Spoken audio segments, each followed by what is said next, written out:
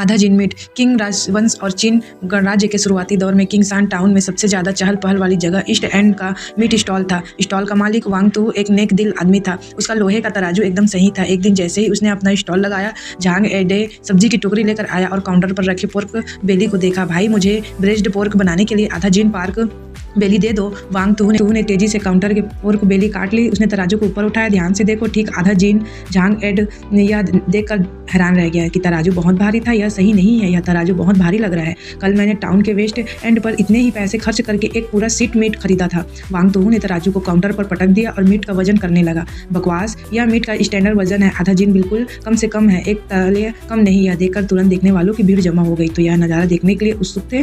तभी बाजार का दुकानदार वहां से गुजर रहा था। बुआन परिवार का स्टैंडर्ड वजन पकड़कर उसने वांग तू का मीट तौला। वजन ठीक 8 लियांग, लगभग 800 ग्राम था। बिल्कुल बैलेंस्ड। झाग डे हैरान रह गया, उस दुकानदार का वजन इतना ज़्यादा कैसे है।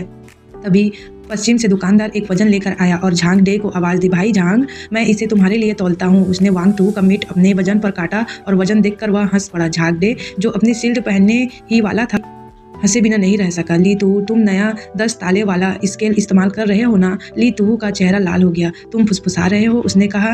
अब सब नया स्केल इस्तेमाल कर रहे हैं ना। यह स्केल मशीन का स्केल है, उसने जोर से कहा। कोर्ट ने मुझे बहुत पहले ही तय कर दिया था कि सभी लेन देन पुराने 16 ताले वाले स्केल का इस्तेमाल करना होगा। ना एक ताले कम, ना एक ताले ज़्यादा। पुराने स्केल के हिसाब से वांग तू के 8 ताले आधे जिन है।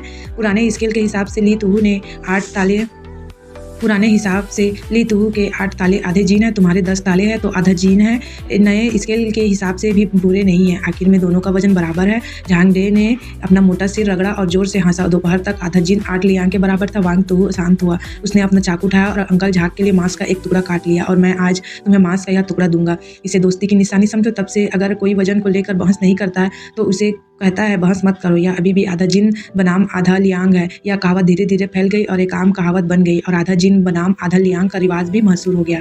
पुराने जमाने में एक जिन 16 दानों के बराबर होता था, इसीलिए आधा जिन आधा लियांग होता था। दोनों वजन में बिल्कुल बराबर थे और बाद में